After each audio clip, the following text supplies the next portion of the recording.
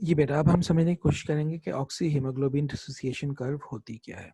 अच्छा बेटा, नाम से पता चल रहा है ऑक्सी हीमोग्लोबिन डिसोसिएशन कर्व, यानी कि किसी भी एक पर्टिकुलर टाइम पे किसी भी एक particular partial pressure of oxygen पे कितने परसेंट ऑफ जो ऑक्सीजन होती है that is bound with the haemoglobin या that is dissociated with the haemoglobin. एक ही बात है, अगर मैं कहता हूँ कि 40% of the oxygen is bound to the haemoglobin, इसका मतलब है 60% बाउंड नहीं है या डिसोसिएटेड है।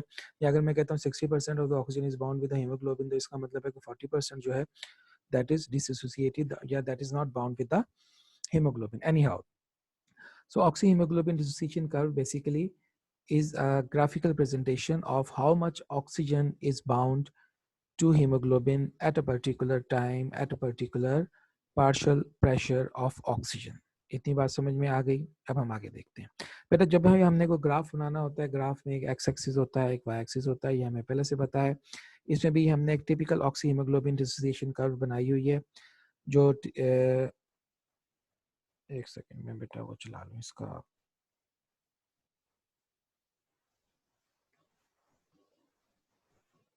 हाँ जी। So this basically is the Y axis, this is the X axis, ये हमें पहले से पता है। ये जो हमने बेसिकली ये तीन लाइनें बनाई हुई है, इसमें जो हमारी एक नॉर्मल है जो हमने सबसे पहले डिस्कस करनी है, that is shown in the black colour. तो हमारी जो एक टिपिकल ऑक्सीहीमोग्लोबिन डिसोसिएशन कर्व है वो ये एक ब्लैक कलर में ऊपर की तरफ जा रही है, जहाँ जहाँ ये आपका पॉइंटर जा रहा है। ये जो उसके ऊपर लेफ्ट साइड पे और उसके राइट साइड पे दो बनी हुई हैं, ये उसकी शिफ्ट है, shift of the dissociation curve to the left and shift of the dissociation curve to the right. इसकी बात हम अभी थोड़ी देर बाद करेंगे। फिलहाल जो हमने एक नॉर्मल ऑक्सीहीमोग्लोबिन डिसोसिएशन कर्व को समझना है, उसके लिए ये जो ब्लैक कलर में सेंटर में बनी हुई है that is the normal oxyhaemoglobin dissociation curve. फिलहाल आपके लिए यही एग्जिस्ट करती है, बाकी दो को आप भूल जाएं। ठीक है, जब हम बात करेंगे फिलहाल, तो हम ये जो ब्लैक कलर में सेंटर में आपको नजर आ रही है सिर्फ इसके बारे में बात करेंगे। बाकी बात फिर हम ये बात समझने के बाद जब अगला स्टेप आएगा फिर हम उसमें देखेंगे कि वो बाकी जो दोनों हैं वो दोनों क्या चीज़ें हैं। अच्छा बेटा, इसमें ये जो हमारा वाई एक्सिस है इसके लॉन्ग है percentage saturation. What is percent saturation? के कितने percent of oxygen is saturated and is bound with the hemoglobin. और जो हमारा ये वाला एक्स एक्सिस है इसमें हम बात, ये जो है this is the part, या ये क्या है, this is the partial pressure of oxygen in millimeter of mercury. ठीक है, परसेंट saturation या how much oxygen is bound with the hemoglobin, और यहाँ पे एक्स एक्सिस के along the partial pressure of oxygen in millimetre of mercury. अब ये हमारी जो ग्राफ है दैट इज अ प्रेजेंटेशन के at what partial pressure of oxygen, किसी भी जगह पे बॉडी में कितने पार्शियल प्रेशर ऑफ ऑक्सीजन पे, अपना पार्शियल प्रेशर ऑफ ऑक्सीजन पे कितने percent of oxygen is bound with the haemoglobin. ठीक है, ये बात सिंपल सी है, समझ में आ गई। अब हमें मालूम है कि हमारे रेस्पिरेटरी सिस्टम में जो maximum partial pressure of oxygen होता है that is in the alveoli. जो एल्वियोलर एयर होती है उसमें हमें मालूम है कि तकरीबन 104 millimetre of mercury partial pressure of oxygen होता है इन द एल्वियोलाई, या हम दूसरे लफ्जों में कह सकते हैं कि in the alveoli and in the arterial blood in the vessels surrounding, immediately surrounding the alveoli. जो हमारा आर्टीरियल ब्लड स्टार्ट हो रहा है उसका और एल्वियोलर जो हमारा पार्शियल प्रेशर ऑफ ऑक्सीजन है दैट इज अराउंड अबाउट 104। ये जो ब्लैक कलर में that is the oxy haemoglobin dissociation curve normal. अगर अब हम इसको प्लॉट करें और हम ये देखें कि 104 तकरीबन जब हमारा पार्शियल प्रेशर ऑफ ऑक्सीजन होता है तो यहाँ पे आ गए, और इसको अगर हम आपस में मिलाएं तो तकरीबन 98%, यानी कि at a partial pressure of about 104 98% of the oxygen is bound to the haemoglobin. ठीक है बेटा, ये हम बात कर रहे थे आर्टीरियल या एल्वियोलर या आर्टीरियल ब्लड की। अब अगर हम बात करें वेनस ब्लड की तो हमें ये मालूम है पहले से, we already know that in the tissues, in the normal resting tissues which are normal resting, normal metabolic rate के ऊपर हैं, जो एक्सरसाइज नहीं कर रहे, जैसे इस वक्त आप बैठे हुए हो, उसमें जो पार्शियल प्रेशर ऑफ ऑक्सीजन होता है दैट इज राउंड अबाउट 40। ठीक है, अब अगर हम ये देखेंगे 40 मिलीमीटर ऑफ मर्करी जब पार्शियल प्रेशर ऑफ ऑक्सीजन हो ब्लड में, तो इसको अगर हम अब प्लॉट करें, वो ब्लैक वाली जो है वो हमारी नॉर्मल है, तो तकरीबन ये देखें 75%। यानी कि जब हमारा partial pressure of oxygen blood में 40 मिलीमीटर ऑफ मर्क्यूरी रह जाता है, तो 75% ऑफ द ऑक्सीजन है that remains bound with the haemoglobin. जब 104 था तो 98% was bound with the haemoglobin. जब ये वीनस पे जो हम 40 की बात कर रहे हैं, we are talking about the venous blood. जब ये 40 मिलीमीटर ऑफ मर्क्यूरी रह गया तो 75% इज बाउंड विद हीमोग्लोबिन। अब इन दोनों का अगर हम डिफरेंस निकालें तो that comes to about 23%। Arterial blood में पार्शियल प्रेशर 104 था, 98% was bound with the hemoglobin, 98% of oxygen. जब पार्शियल प्रेशर ऑफ ऑक्सीजन 40 रह गया तो 75% remain bound with the haemoglobin. अब इन दोनों का जो डिफरेंस है 23%, यानी कि ये जो 23% ऑक्सीजन है वो थी जो पहले जब वो आर्टीरियल ब्लड में थी तो that was bound with the haemoglobin, लेकिन जब हम टिश्यूज में पहुंचे तो वो वहां से डिसोसिएट हो गई।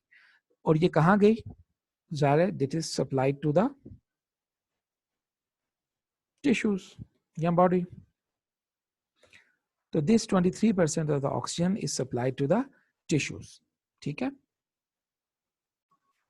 Now let's suppose जिस बंदे का हम ये ग्राफ बना रहे हैं, he starts exercising, उसने एक्सरसाइज करनी शुरू कर दी, his muscles start exercising.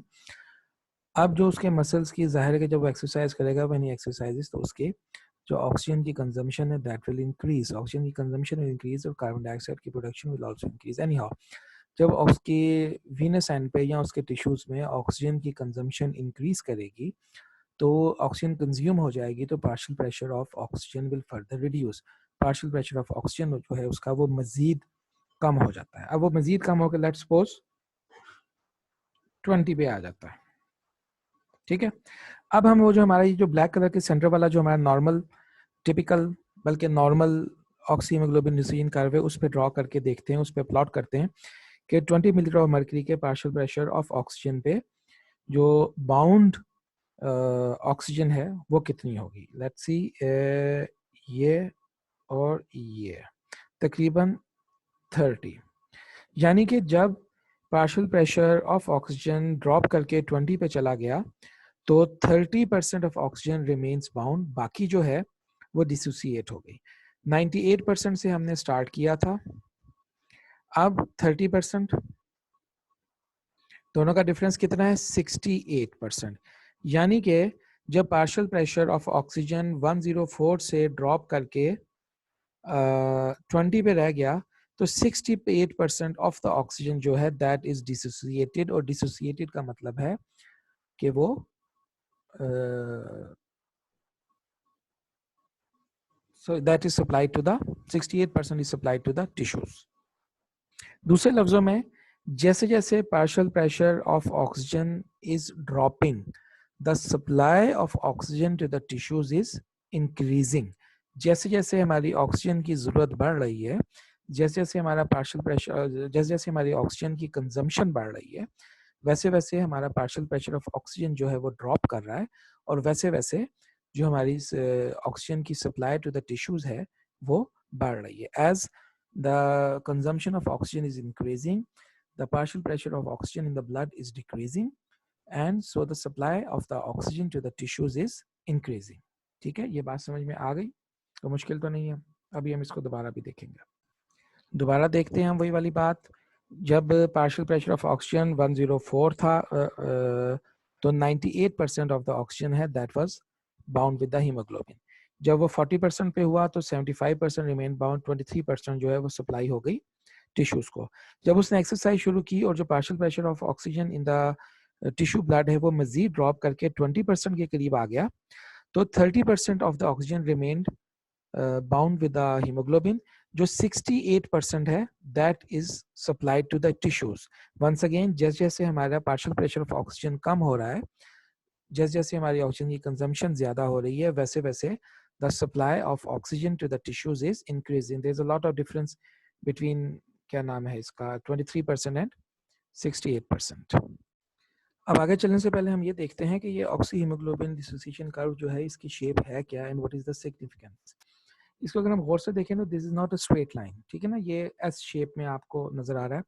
Straight line होता तो स्ट्रेट लाइन का मतलब होता है डायरेक्टली प्रोपोर्शनल। उसका क्या मतलब था कि जैसे जैसे partial pressure of oxygen is increasing वैसे वैसे अपना the percentage saturation is increasing, और जैसे जैसे partial pressure of oxygen is decreasing वैसे वैसे percent saturation is also decreasing. लेकिन यहाँ पे अगर हम देखें तो यहाँ पे ये एक एस शेप्ड है, इस तरीके से ये एस शेप हो गई, ठीक है।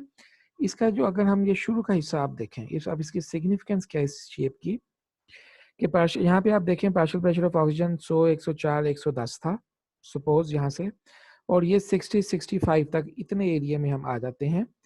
और इसको अगर हम ग्राफ को प्लॉट करें, ये जो हमारा एरिया है, तो जो परसेंट सेचुरेशन है बावजूद there is a significant decrease in the partial pressure of oxygen from 110 या 104 to 60 65, लेकिन even then the patient या the person is maintaining the oxygen 110 से या 104 से कम होकर पार्शियल प्रेशर 60 65 पे पहुंच गया, लेकिन जो हमारी परसेंट सेचुरेशन है वो तब भी 95 to 80 98% के करीब घूम रही है।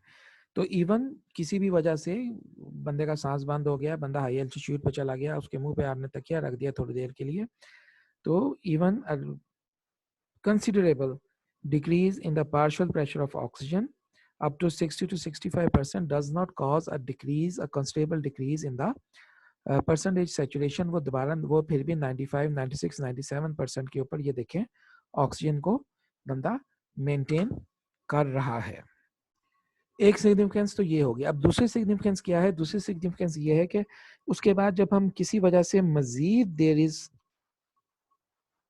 Decrease in the partial pressure of oxygen, तो उसके बाद आप हम देखेंगे एक स्टीप डिक्लाइन होती है, ठीक है ना। ये स्टीप जो डिक्लाइन है ये क्या शो कर रही है कि जब मजीद पार्शियल प्रेशर ऑफ ऑक्सीजन कम हो, when there is further decrease in the partial pressure of oxygen, तो there is a steep decrease in the percent saturation. Steep decrease in percentage saturation का मतलब है कि तेजी से ऑक्सीजन जो है वो अनबाउंड हो रही है, हीमोग्लोबिन को छोड़ रही है। दूसरे लफ्जों में उसकी जो सप्लाई है टू द टिश्यूज वो तेजी से इंक्रीज कर रही है। तो this is the second significance of this S shaped, S shape, या दूसरे लफ्जों में हम इसको कह देते हैं सिग्मॉइड शेप। तो कई दफा ये भी क्वेश्चन पूछ लिया जाता है कि what is the significance of the sigmoid shape of the oxy haemoglobin dissociation curve. अगर आपसे ये पूछा जाए तो अब मेरे ख्याल में you will be able to answer, ठीक है ना। अच्छा जी, अब आगे चलने से पहले अब ये हमने शुरू में हमने आपसे कहा था कि जो हमारी ब्लैक वाली है this is the normal oxy haemoglobin dissociation curve, और जो बाकी दो हमने बनाई है वो इनकी शिफ्ट है। उसको अब हम देखते हैं। पहले मैं ये सारा मिटा दूं, इरेज एवरीथिंग।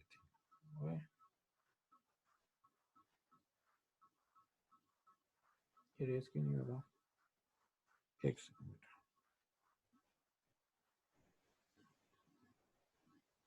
हाँ जी, अब ठीक हो गया। एक सेकंड मुझे मार्कर। अच्छा जी, अभी हमने ये देखा था थोड़ी देर पहले कि अगर तकरीबन 40 millimetre of mercury partial pressure था हमारे इसका ऑक्सीजन का, कितना 40, तो तकरीबन 75% ऑफ जो हमारी ऑक्सीजन थी दैट रिमेन बाउंड। दूसरे लफ्जों में 98 माइनस 75 23% जो है वो सप्लाई हो गई थी टिश्यूज को, सप्लाइड टू द टिश्यूज। अब अगर हम ये बात करें कि किसी भी वजह से बहुत से फैक्टर्स हैं which can shift the oxyhemoglobin dissociation curve to the left and which can shift to the oxyhemoglobin dissociation curve to the right, वो फैक्टर्स हम अभी अगली स्लाइड में या अगली में जाके देखेंगे। अभी हम सिर्फ ये देखते हैं कि उससे इफेक्ट क्या होगा। किसी भी वजह से जो हमारी नॉर्मल ऑक्सीहीमोग्लोबिन डिसोसिएशन कर्व है, लेट्स सपोज ये राइट साइड को शिफ्ट हो गई, शिफ्टेड टू राइट। अब हम उसी 40 मिलीमीटर ऑफ मर्क्यूरी के पार्शियल प्रेशर ऑफ ऑक्सीजन पे देखते हैं। अब हमारा जो पार्शियल प्रेशर ऑफ ऑक्सीजन है वो तो 40 ही है, लेकिन ये जो हमारी ऑक्सी हीमोग्लोबिन डिसोसिएशन कर्व है वो राइट साइड पे शिफ्ट होगी। राइट साइड पे शिफ्ट होगी का मतलब है कि अब हमने ये ब्लैक वाली जो हमारी नॉर्मल है वो नहीं है, राइट शिफ्ट हो गई है। अब हमने इसको ये जो पिंक कलर वाली है उस पे प्लॉट करते हैं। उस पे अगर हम प्लॉट करें तो ये तकरीबन आ गया हमारा 60 पे, यानी कि 60% पार्शियल प्रेशर ऑफ ऑक्सीजन अब 40 ही है, लेकिन चूंकि ये राइट शिफ्ट हो गई है इसलिए 60% जो है वो अब बाउंड है, यानी कि 98 माइनस 60 कितना हो गया 38। तो 38% इज अनलोडेड, is dissociated या दूसरे लफ्जों में is supplied to the tissues, यानी कि as the oxyhemoglobin dissociation curve has shifted to the right, the supply of oxygen at the same partial pressure to the tissues has increased from 23% to 38%। इसी तरीके से अगर किसी वजह से वो जो हमारी ऑक्सीहीमोग्लोबिन डिसीजन कर्व है वो लेफ्ट को शिफ्ट कर जाएगी तो फिर वो उसके उल्ट हो जाएगा। ये अब आप देखें, ठीक है, यहाँ पे 75% थी, ये तकरीबन 85% हो गई, यानी कि shift to the right, shift to the right, सीधा हाथ वैसे भी देने वाला हाथ होता है। शिफ्ट टू द, ये याद रखने के लिए अच्छा है कि shift to the right increases the oxygen dissociation, या दूसरे लफ्जों में it increases the supply of oxygen to the tissues, and a shift to the left does the reverse, that decreases the supply of oxygen. What are the factors which shift the oxyhemoglobin dissociation curve to the left or which shift the oxyhemoglobin dissociation curve to the right? वो एक अलहदा से आपका ये question भी पूछा जाता है, कई मरतबा पूरे 5 नंबर का क्वेश्चन भी आ जाता है, वो भी हम फैक्टर्स देखते हैं। अच्छा, ये जो ऑक्सीहीमोग्लोबिन डिसोसिएशन कर्व हमारी राइट साइड पे शिफ्ट हुई, इसको हम बोहर इफेक्ट भी कहते हैं। इसको बोहर इफेक्ट एंड हेल्डन इफेक्ट, ये हम अभी थोड़ी देर बाद या फिर अगले लेक्चर में हम थोड़ा सा इसको डिटेल में भी देखेंगे। अच्छा, what are the factors which can shift the oxyhemoglobin dissociation curve to the right या which cause the Bohr effect, ठीक है। अब उसमें 4-5 चीजें आ जाती हैं। Number 1, increase in hydrogen ions, दूसरे लफ्जों में डिक्रीज इन पीएच। दूसरे नंबर पे इंक्रीज इन कार्बन डाइऑक्साइड। तीसरे नंबर पे आ जाता है हमारा इंक्रीज इन टेम्परेचर। और चौथे नंबर पे आ जाता है 2,3 BPG। इसको कुछ लोग BPG भी लिखते हैं, ठीक है। This stands for 2,3 biphosphoglycerate. This a special kind of compound, ये आप पढ़ चुके हैं मेरा ख्याल। जब हमारा मेटाबॉलिज्म इंक्रीज करता है किसी वजह से, and it remains increase in the for 2-3 hours किसी भी वजह से, तो ये जो हमारा कंपाउंड है 2,3 BPG, ये ब्लड के अंदर इसकी जो अमाउंट है वो इंक्रीज होना शुरू हो जाती है। जब उसके अंदर अमाउंट इंक्रीज होना शुरू हो जाती है, दूसरे लफ्जों में वो एक इंडिकेटर है कि मेटाबॉलिज्म ज़्यादा हुआ है और ऑक्सीजन की डिमांड ज़्यादा है, इसलिए वो ऑक्सीहीमोग्लोबिन डिसोसिएशन कर्व को राइट साइड पे शिफ्ट कर देता है ताकि ऑक्सीजन की सप्लाई टू द टिश्यूज जो है वो इंक्रीज कर जाए।